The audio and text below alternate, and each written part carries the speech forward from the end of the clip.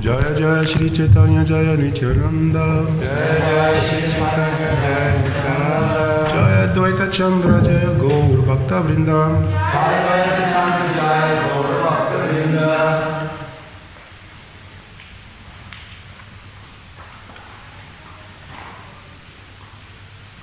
Is that today's text? Isn't that what Alana wrote yesterday? No?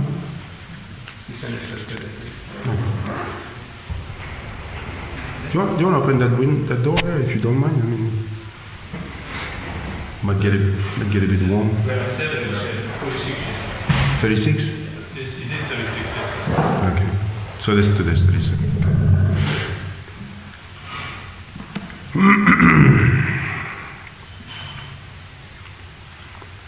Ekala Marakara Umikata Palakaba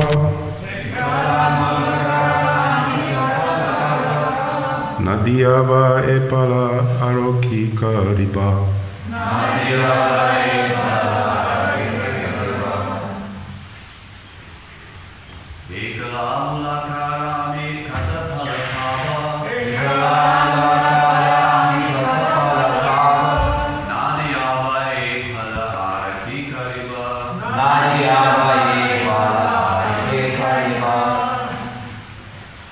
Ekala, alone, Malakara, gardener, Ami, I, Kata, how many, Pala, fruits, Kaba, eat, Na, without, Divya, giving, Va, or, A, this, Pala, fruits, Ara, else, Ki, what, Kariba, shall I do?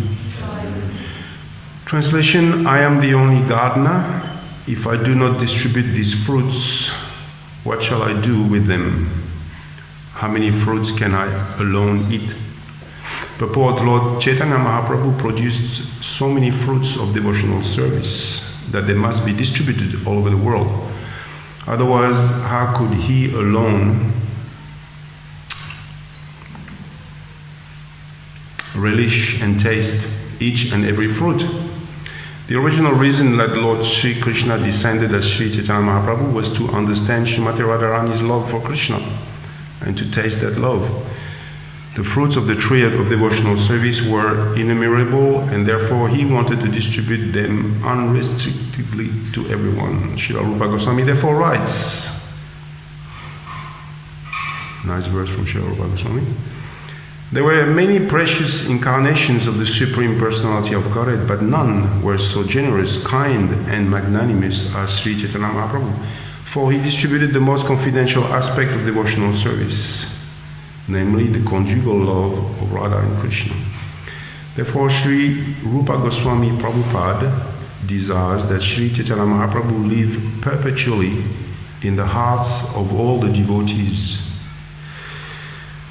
for thus they can understand and relish the loving affairs of Srimati Radharani and Krishna.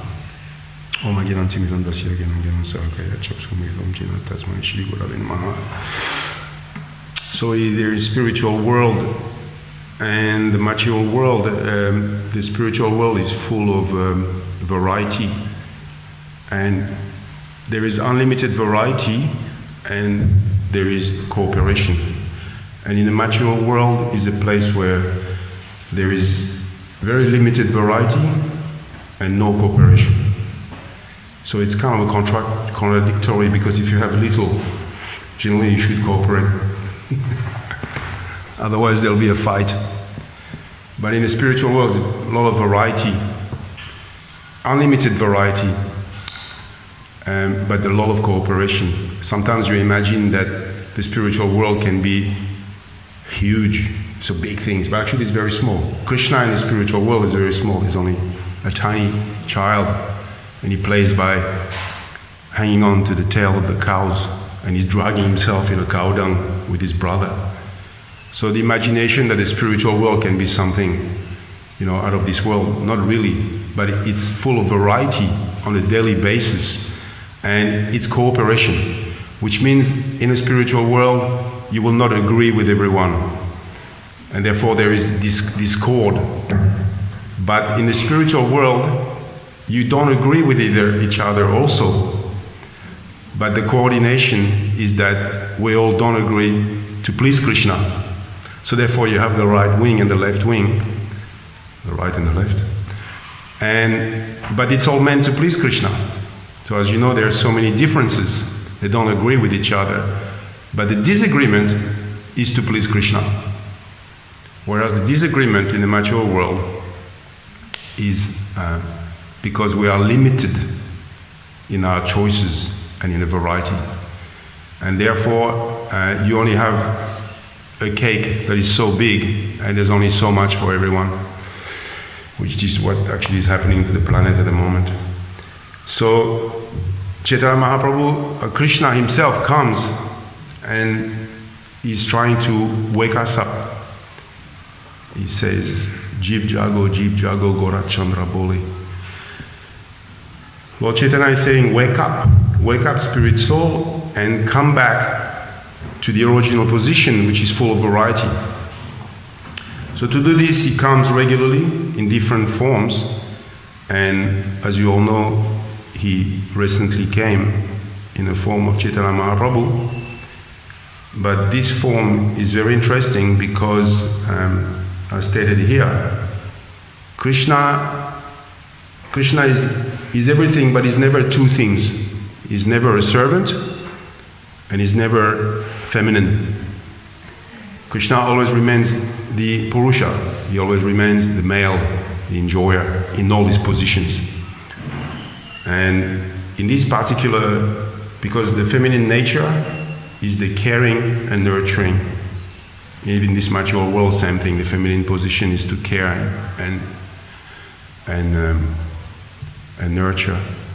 So Krishna appears, but as Chaitanya Mahaprabhu, but with his counterpart, his feminine counterpart, which is to care and nurture.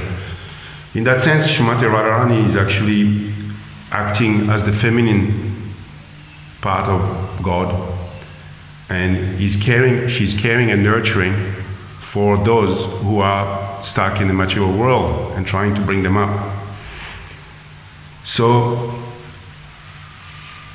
because Chaitanya Mahaprabhu started this Hare Krishna movement, there is obviously a certain mood in this movement which is following Srimati Radharani's mood.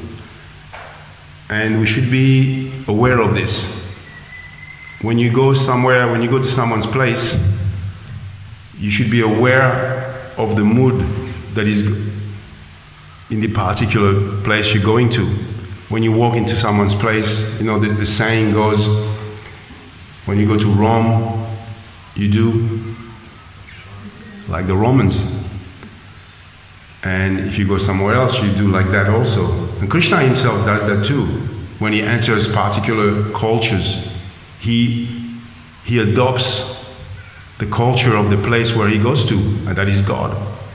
He's not just, coming in. So therefore, this particular chapter here is that too loud? I can hear myself. This chapter is particularly dealing with what you call preaching. Of course, nowadays we don't use the word preaching anymore because it's not politically correct. We use sharing. So Krishna came to share with everyone else, and because we are in the Hare Krishna movement, we should also be aware of how it works. And Krishna gives some indication of that in the Bhagavad Gita. He explains how you share or preach to someone. For example, in the 18th chapter, he says to Arjuna, now I've explained all that to you, do what you like. So here you see the nonchalant aspect of Krishna. Do what you like. And then a couple of verses later in 65, he says, Sarva Dharman Parityajam Mam Ekam. He says, surrender unto me only. So that's on 2 verses. It's basically 180 degrees here.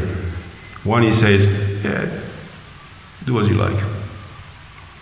And the next 2 verses he says, Mam Ekam, me only. So you think, whoa, is Krishna jealous when he says Mam Ekam? Does he demand, does he force everyone to come to him? But just 2 minutes before that, he just says, do what you like. Or is he nonchalant? So you can say, well, Krishna is jealous, Krishna is nonchalant. Which one is it? So by that, Krishna is teaching us how to talk to people, how to preach. Because in 63, later on he clarifies those 2 statements, 65 and 67. But he's teaching us how to deal with people. So he's making a statement, do as you wish. So that statement is for everyone who don't know Krishna. So Krishna is still detached and he says, yeah, just do that. And then when he says, Mam Ekam, Sarva Dharman Pari, abandon all varieties of religion, just surrender unto me only. Then he's talking to some people in particular. And he's saying, if you really want to know me, if you want to be intimate with me, then it's me only. A bit like a wife. A wife has the husband and has many friends as well. And the wife will say to the husband, when we go out to town, you just look at me only. Don't look around, check out the others. They say like that, right? I remember being in a street and distributing books and watching, couples. You got one couple coming one way, another couple coming the other way, and you look at who's looking at what, and you see the men, what did they look at? The woman. And the woman, what did they look at? The woman. Because it's the predominating factor. So a wife will say like that. A wife will say to the husband, just look at me. Don't check out the others, right? But she won't say that to her friends. She has a whole circle of friends, and she won't go to her friends and say, hey, just look at me. That's called narcissism. What is it? Not narcissism. Narcissism, yeah. Just like, just look at me, check me out. So Krishna is not narcissistic. He's not saying, Mam Ekam. He's not forcing you to surrender. But he says, if you want to know me intimately, then me only. So it's another level.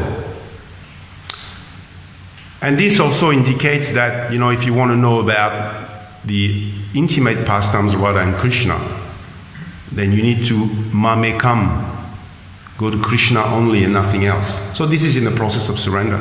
So Krishna by that is teaching us how to preach to people. He says some people you go to and you give them that kind of general instruction. Therefore Chaitanya Mahaprabhu is extremely his system is genius because he's given the holy name, and this is for everyone. And then if you want to know more, then it's Krishna only. There's more. So where is there more? Then Krishna explains the different stages. Sukadeva Goswami explains the different stages, what happens when you preach to someone. So this is stated in the first canto of the Srimad Bhagavatam, starting with Nasta Prayesu Bhadresu Nityam Bhagavate Sevaya Bhagavati Uttamasloke Bhakti Bhavati Naistiki.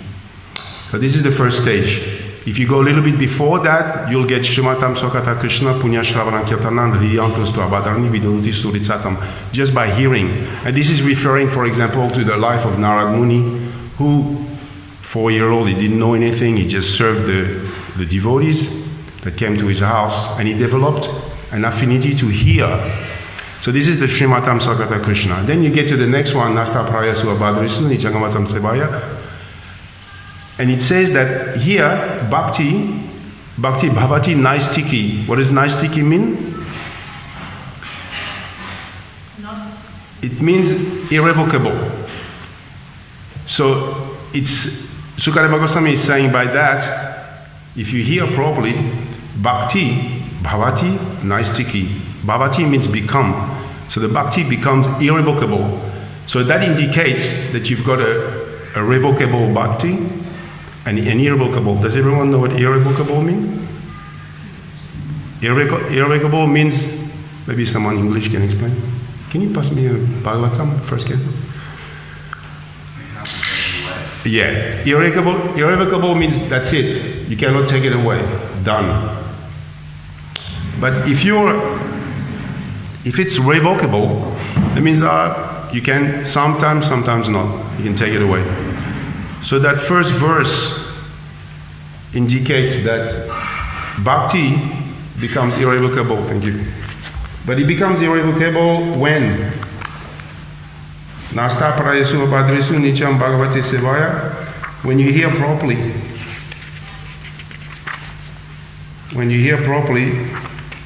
then bhakti becomes irrevocable. So irrevocable means that you will not give it up. The process of bhakti will not be given up, but you still have problems. So when one hears properly and serves the devotee properly, the Nityam Bhagavate Sevaya, the Bhagavat Sevaya is in two forms. You have the Bhagavata and the Bhagavatam. So one is hearing the Bhagavatam and hearing properly, and the other one is serving the Bhagavata, serving the pure devotee. By the combination of both, then this process of bhakti will become to you irrevocable. You will not think, maybe I should join the Buddhist, or maybe I should go and see Mother Teresa, or maybe I should do some pious work, up north, or maybe I should do what is it called, this Buddhist silent meditation? Huh? Vipassana. Like everybody that comes to the Krishna village, they go up there and they go Vipassana, because it's revocable. They don't get it. So therefore, the first duty of a teacher, or those who belong to the Hare Krishna movement, should be to everyone that comes here, try and make this process to them irrevocable. And the best way to do that is to hear the Bhagavatam properly. If you hear the Bhagavatam, as they say, twiddle toddle, a bit here, a bit there, then the irrevocable fact will also be twiddle toddle. Maybe he will come and go. Maybe I should be here, maybe I should not. That's the first stage of 4 stages. The second stage, Tada Rajastamo Bhava, Kamarabdayaschaya, Chitaritarani Vidam, Stitam, Satwa Prasidati. What happens when you become steady, when this process to you becomes the thing to do, nothing else? So then you embark in practicing bhakti, but it's going to be torturous.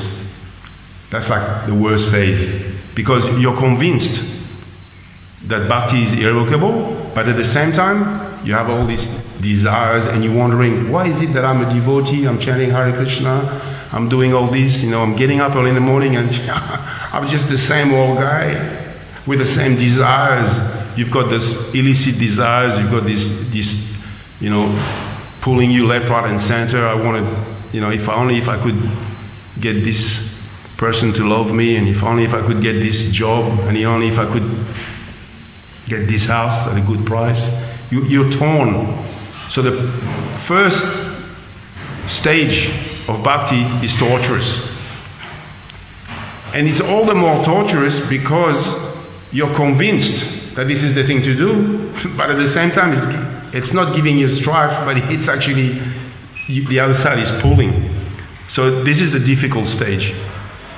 Until you come to the second stage, which is Tadarajas Hamo Bhava, Kama Labdayaschaya.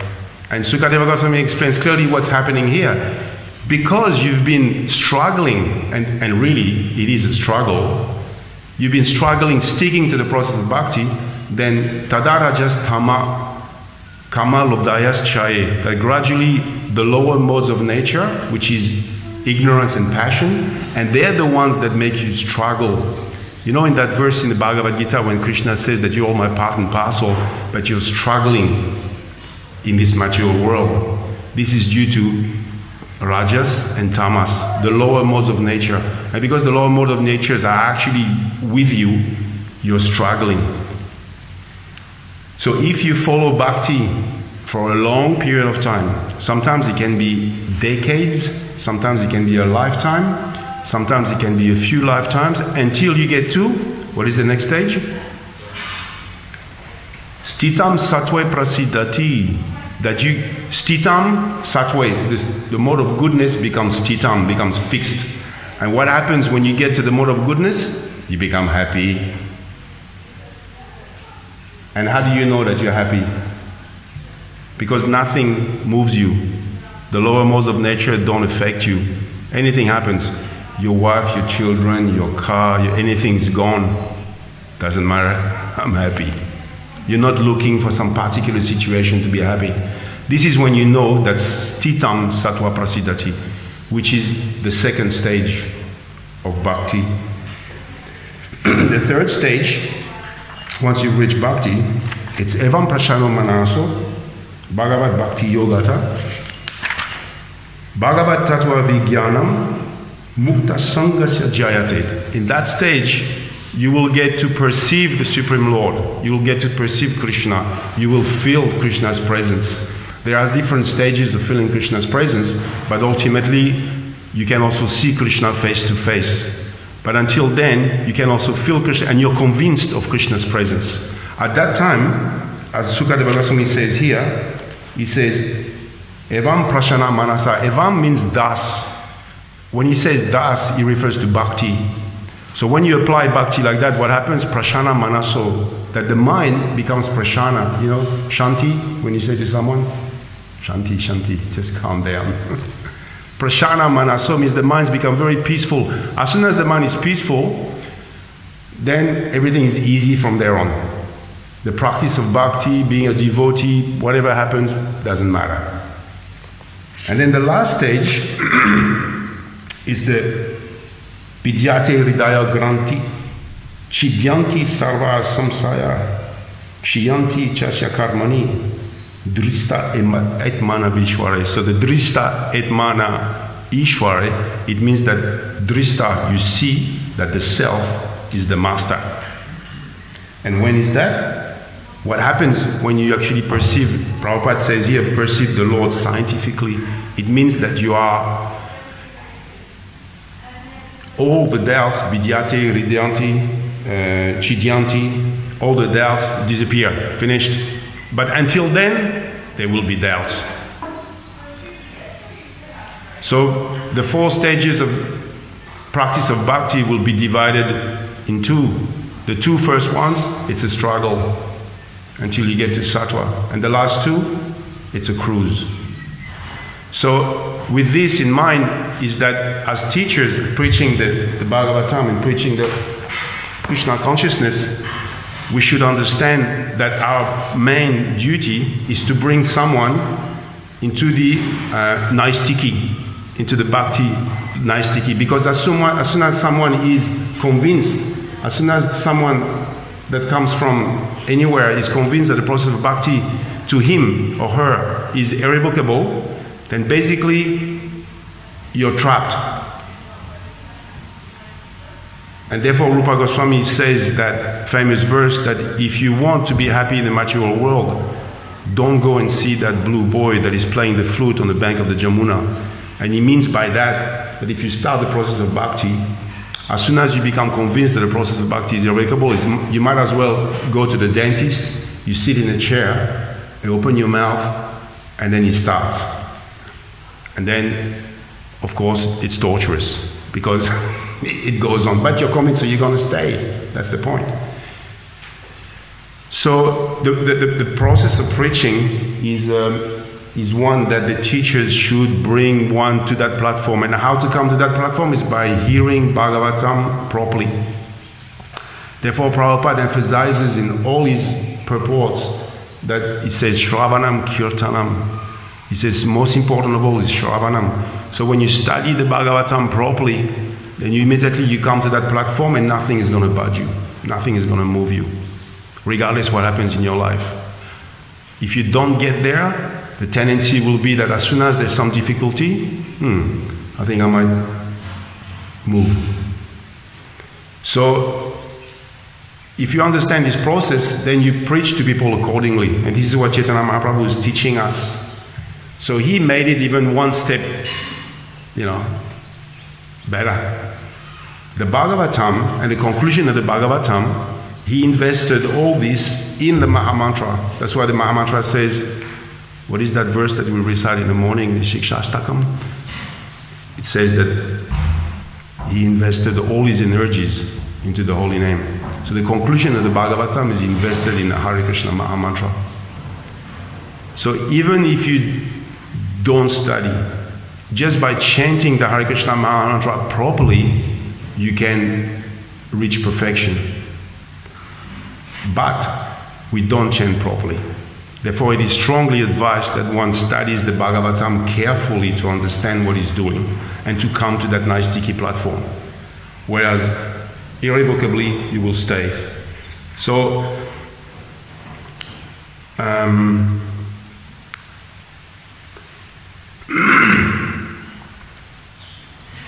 yes, the 4 stages are there. So therefore, it's not a matter of if you're going to achieve perfection, but it's when. So the teachers of the Hare Krishna movement, which every one of us should be, because unless you teach this, you cannot even understand it. So to understand what goes on in your life, you try to help someone achieve that goal. Then it will be catalyzed and it will be understood. So as soon as you put someone or you teach someone how to get onto this nice sticky platform, the perfection is guaranteed. So therefore it's very important to understand Bhagavatam properly and what it teaches. Unfortunately, even here we see there's a lot of people coming and going. And sometimes we tell them, well, chant Hare Krishna and take a bit of prasadam and, Haribol, do a bit of yoga. But the idea behind all that is to try and get them to read the Bhagavatam and understand it properly. So this should be our meditation, to follow in the footsteps of Chaitanya Mahaprabhu and to be actually useful instruments in this movement. Therefore, we need to understand the tools that we are working with, and they'll be more useful. Just like if you use a shovel as a toothpick, or maybe you use a Ferrari to carry some potatoes. It's not the adequate tool, but if you understand the tool that you have in your hands and how powerful it is and how it acts on people, you'll be a lot more efficient in one's delivery and helping people. Because preaching, what does preaching mean? Preaching doesn't mean converting someone to become like you. Oftentimes we talk to people in the way that you got to become like me, and people look at you and say, do I really want to become like you? Even you don't want to become like you. But preaching means make people happy. And if you look at Prabhupada's way of doing things, is like that. He was always trying to make people happy. But how you become happy? To come to the mode of goodness through bhakti. And therefore, the Prabhupada quoted that famous saying. He just said it very simply: chant Hare Krishna and be happy. So preaching means you're trying to make people happy. And to do that, we have to follow the process that's in the Bhagavatam through those 4 stages to reach perfection. So once someone embarks in that, then that's it. They're locked in. And then off they go. So you don't have to tell people about the gopis and the high levels of anything. Simply you have to put them on, lock them on, and then the process itself, once the person is convinced of the process with all their material desires, then they will go by themselves. the process does the rest. You don't have to be, so the point of the preacher is to put him on that platform, and that's through hearing Bhagavatam probably. Okay, thank you very much. Any questions or comments?